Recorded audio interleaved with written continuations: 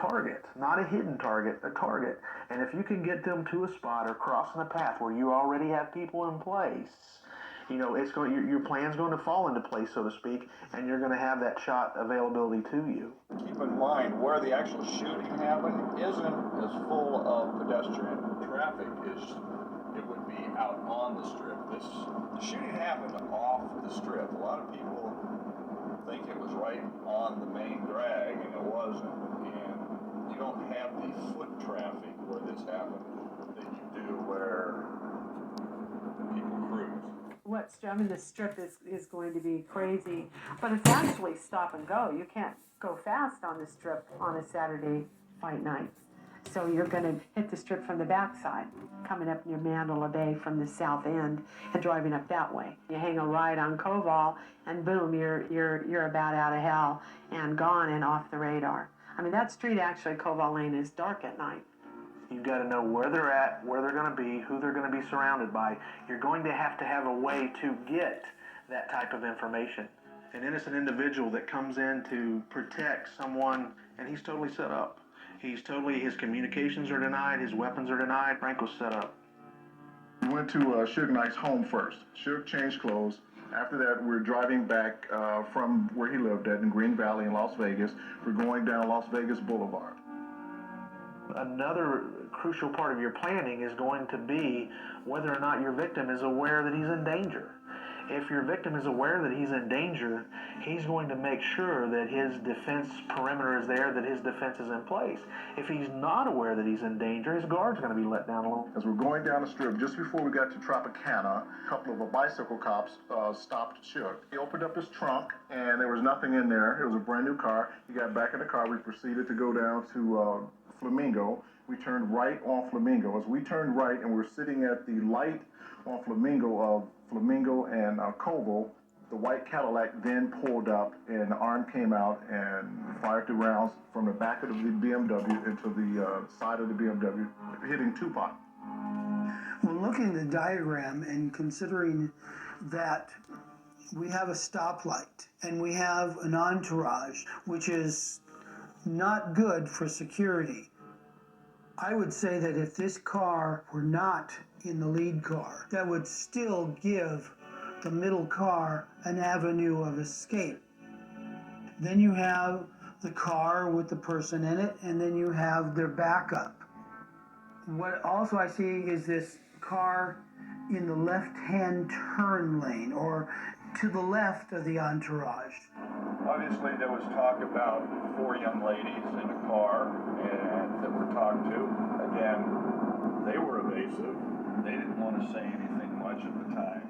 This appears to be blocking the middle car from pulling over in case of emergency or case of accident. But I'll tell you what, this happens all the time in the Middle East, and this is typical of your assassinations in Colombia, your assassinations in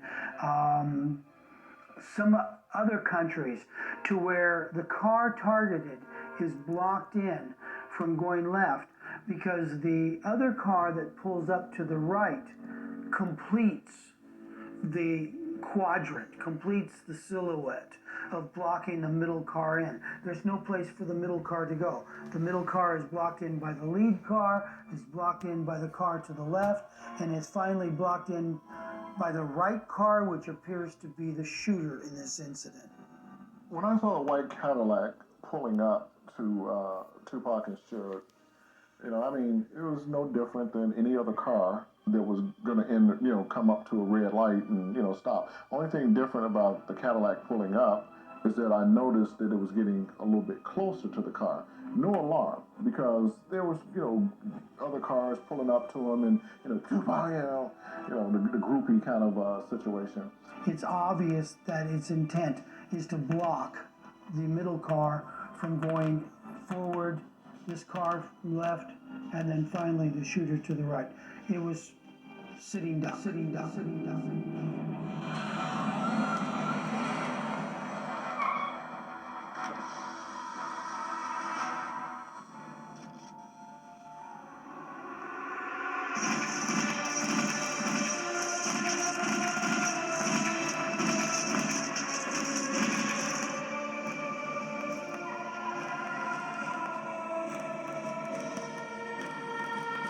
Tom came out, fired into the BMW, and myself and the three outlaws that was in the car with me, we are just in awe.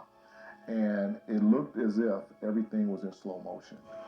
I mean, as clear as me sitting here right now talking about it, my memory will always remember. And the way I visioned it was in slow motion, even still now.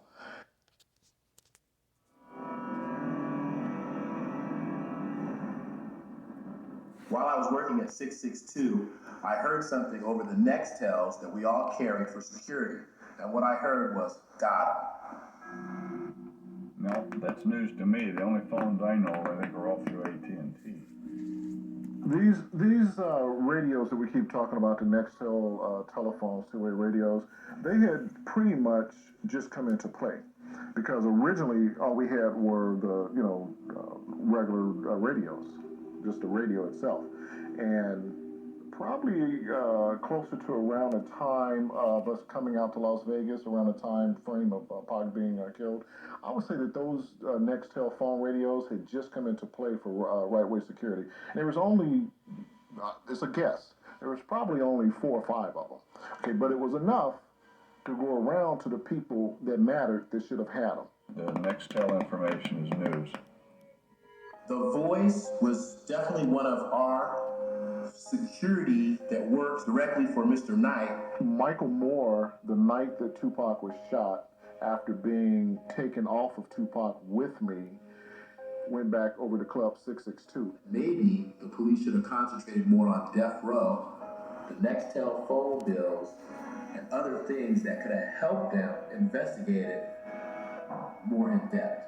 I would definitely look more at death row than I would look at Mr. Anderson, and that's from what I've gathered when I was at New York, what I heard Pac tell Suge Knight, and what I heard over that radio that night after the shots were fired. They got word that Tupac and Suge had been shot. So Michael was with Reggie, and they went to the hospital together. And Michael talks about hearing something over the radio.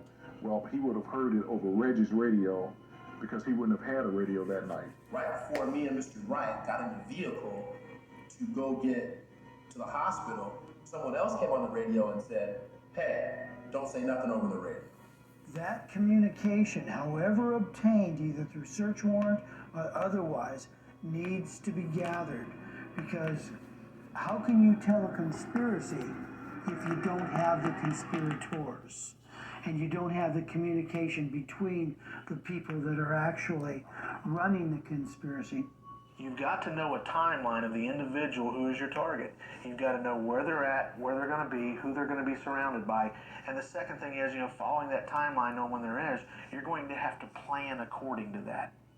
Mr. Wright and I were talking about what had happened, and I just clearly heard somebody say, don't say that over the radio. But the person who said it was not Homeboy Security, nor was it one of our security guards. It was, to me, it would be like a stranger. And the person that said that was Caucasian, definitely not African American. Kenner. Nextel sold a push-to-talk feature, which was essentially a walkie-talkie over a cell phone line. With it, conversations could be transmitted via speakerphone. This was how Moore heard the conversation on Wright's cell phone. But was this a random broadcast meant for a wider audience, with Moore and Wright only passive listeners? That's possible now. But what about in 1996? We asked the Sprint Nextel Corporation to comment on the ability to communicate with a group on the push-to-talk. Someone with immediate knowledge of the kill called Wright directly. Right after the car sped off, I jumped out of the car and I ran up to the back of the BMW. As I was approaching the BMW, as I got about to the trunk, the car did a U-turn. There's absolutely no way I thought that car was moving because with all of the rounds that went through that car, they were dead. One of the other elements of planning that's sometimes used and sometimes not is how can we cover up the hit itself? Can we make this look like an accident, or can we make this look like a random act? Because the best thing an assassin can do is to make it look like it was a random act of violence, that it was not an assassination at all. The car did a U-turn. The other cars that was with us in the entourage, the car that was in front of Suge and the car that was next to Suge, all did a U-turn. 2 bike cops who were in the parking garage right above, on the second floor of the parking garage above the shooting, hear bang, bang, bang. They jump on their bikes, take their bikes downstairs, and boom, they're on the scene immediately. So quickly that they're able to follow and then hit their little shoulder radios that, there's been a shooting at Koval and Flamingo. Got back over to the Las Vegas Boulevard. Turned left on Las Vegas Boulevard as he's jumping medium. He's blowing his tires, messed up his rims and all of that, as pictures show. With this crime scene tape being put around his car. And it happened so fast, like, I can't even believe how fast it was. This tape was up as myself and the Outlaws and the other 2 guys, which was, with Suge, tried to go into the tape, the crime scene tape. We were told not to, and they, at that point in time, put us down on the curb, put us down in a prone position, and I said to the one cop that I was the bodyguard.